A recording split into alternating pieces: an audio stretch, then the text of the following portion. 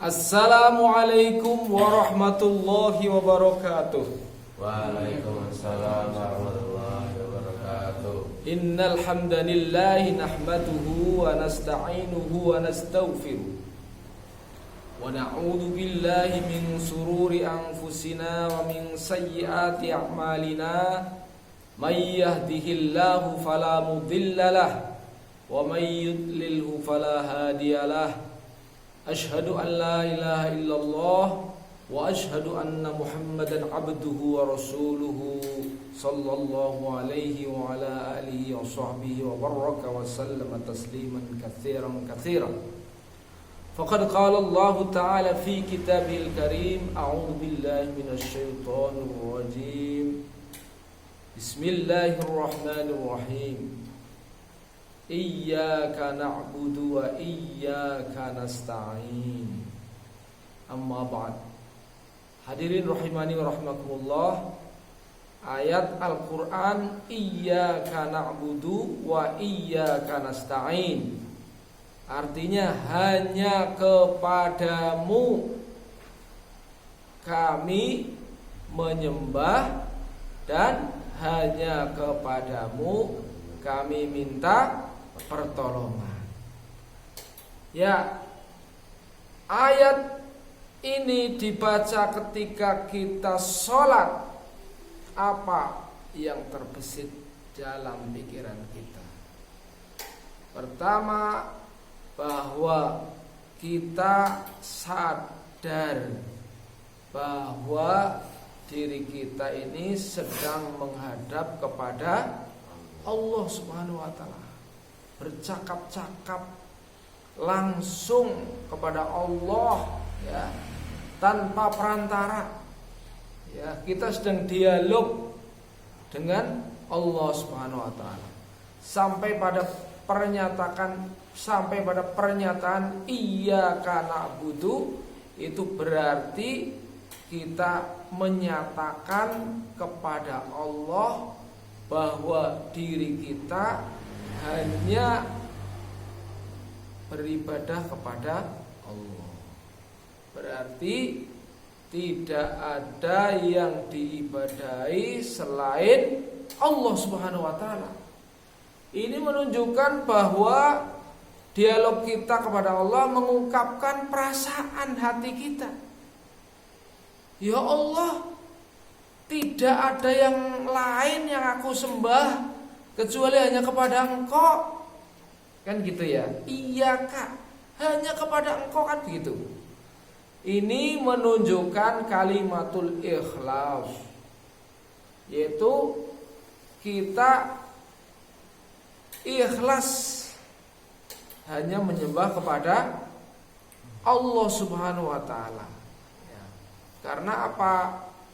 Karena di ayat lain Allah menjelaskan, inna sholati wa nusuki wa mahyaya wa mamati lillahi rabbil alamin. Sesungguhnya, ya, sholatku, ibadahku, hidup dan matiku hanya untuk Allah, Tuhan semesta alam. Ini berarti dikuatkan dengan ayat ini, hanya kepadamu, ya, hanya kepada Allah. Tidak boleh kita menyembah campur-campur, ya.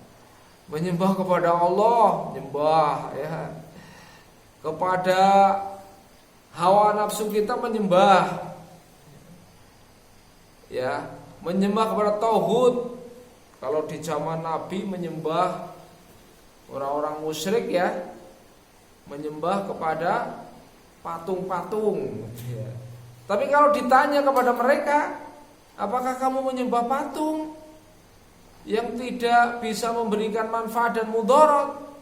Mereka merasa menyembah kepada Tuhan mereka. Enggak. Itu kan hanya upaya untuk memudahkan konsentrasi. Mereka tidak mau disebut menyembah kepada patung, gitu ya. Maka dalam hal ini pengertian menyembah kepada tauhid itu dalam hal ini berarti adalah menyembah kepada selain Allah. Selain Allah itu bisa berupa patung, ya, bisa berupa perantara yang lain. Kalau perlu uang disembah-sembah gitu ya, hawa nafsu disembah-sembah. Intinya ya, bahwa menyembah kepada selain Allah adalah menjadikan selain Allah itu sebagai tempat bersandar, sebagai tempat di mana dia juga meminta, ya, sebagai tempat yang dipercaya dia bergantung kepadanya, ya, sebagai tempat di mana dia sangat menempatkan dia pada posisi di mana dia harus bergantung. Kalau tidak ada dia akan merasa cemas, ya. Nah, ini adalah menempatkan dia itu sebagai andada, sebagai sekutu bagi Allah Subhanahu wa ta'ala. Sangat berbahaya, ya. Kemudian wa iyyaka nasta'in, dan hanya kepada Engkaulah kami minta pertolongan. Nah, ini adalah sebuah kalimat pernyataan yang menunjukkan kepada kita bahwa yang bisa memberikan pertolongan dalam hidup dan kehidupan itu hanya Allah Subhanahu wa ta'ala. Kalau dia meyakini ada selain Allah yang bisa memberikan pertolongan, yang bisa memberikan keselamatan, yang bisa memberikan perlindungan, yang bisa memelihara, yang bisa memberikan jaminan, yang mana dia hidup dengannya merasa tenang tanpa dia gelisah, kecemas, itu dia yakin akan kata-katanya, meyakini, itu namanya juga andad, ya. Dia menjadikan pertolongan selain Allah. Contoh yang mudah, apabila orang terkena masalah, ya, dia larinya bukan kepada Allah, sholat meminta pertolongan, ya kan, tapi larinya kepada Mbah Dukun gitu ya. Katanya ini orang pinter, ya, kita tanya sama orang pinter. Lalu Mbah Dukun kasih syarat, oh iya, kesini bawa minyak wangi ya, sama ayamnya adalah ayam ayam cemani yang hitam. Kenal ayam cemani gak? Ayam yang hitam semua itu ya. Bawa ayam cemani nanti sama minyak wangi ya kesini gitu ya. Ya, dukunnya minta syarat ya. Dukunnya pakai koplok, pakai peci, pakai serban. Nah, jadi seolah-olah kayak kiai gitu ya. Nah, dipenuhi betul itu syaratnya. Padahal ayam cemani nyarinya susah dan harganya mahal, gitu ya.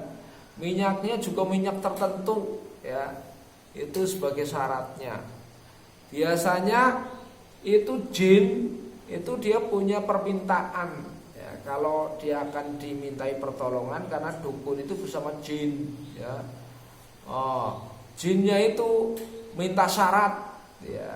Nah, itu dipenuhi seperti itu. Kemudian apa kata dukun, bla bla bla bla bla bla bla ya. Dipercaya. Nah, ini namanya meminta pertolongan kepada selain Allah Subhanahu wa taala. Maka dia telah tersesat karena dia telah melakukan syirik.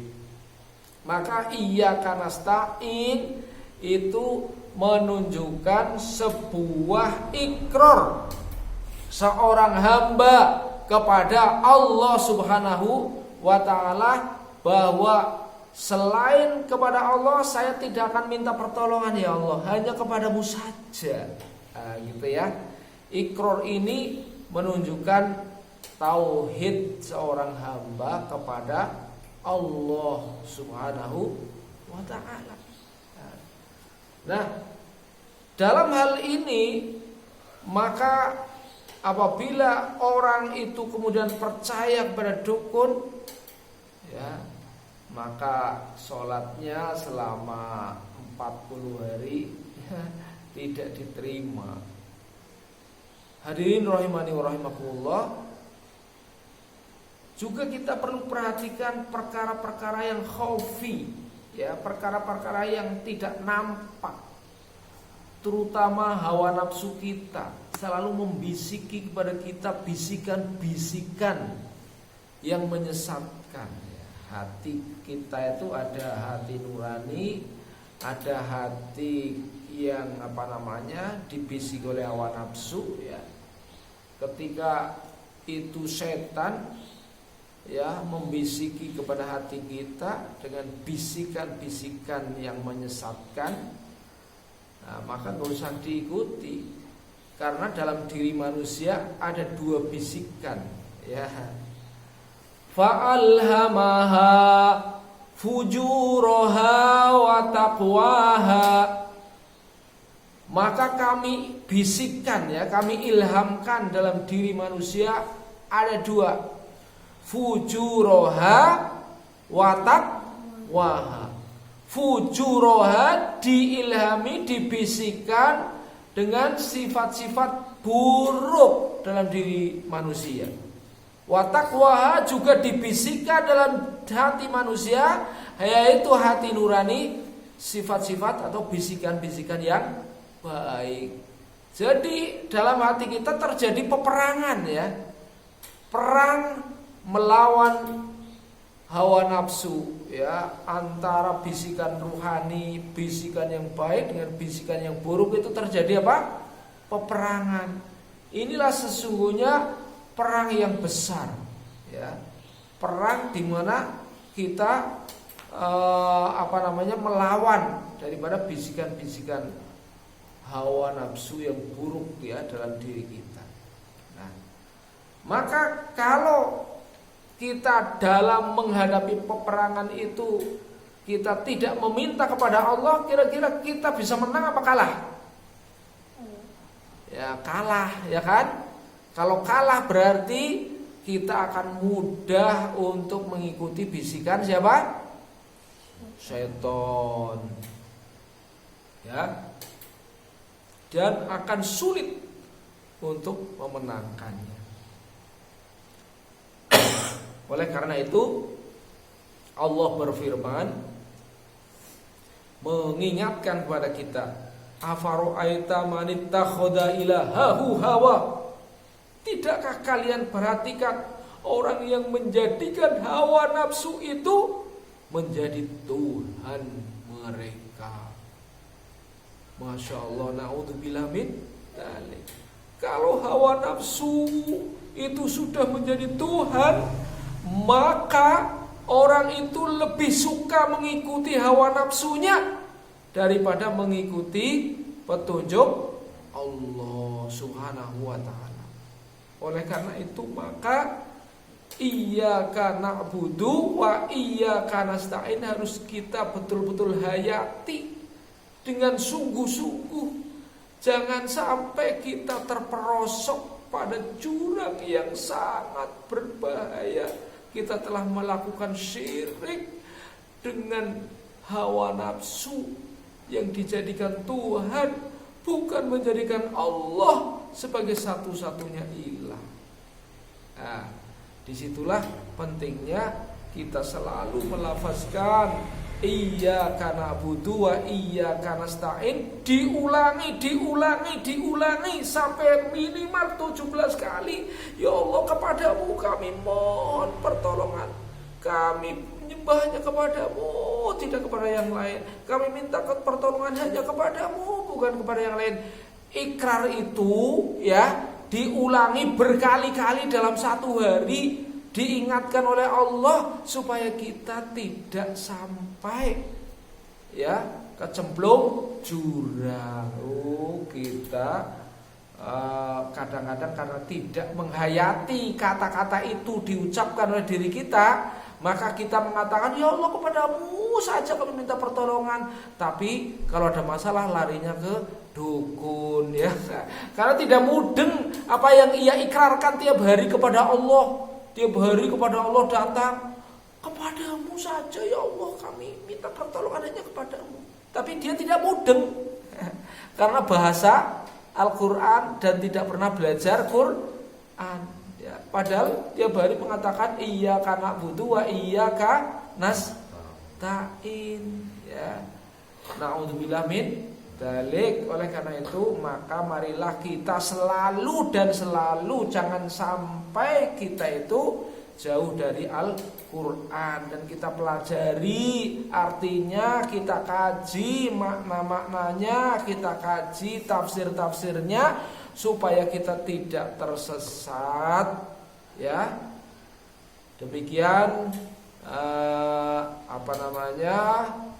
kultum pagi ini. Terima kasih atas perhatian dan mohon maaf atas segala kurangan. Billahi taufiq wal hidayah. Wassalamualaikum warahmatullahi wabarakatuh.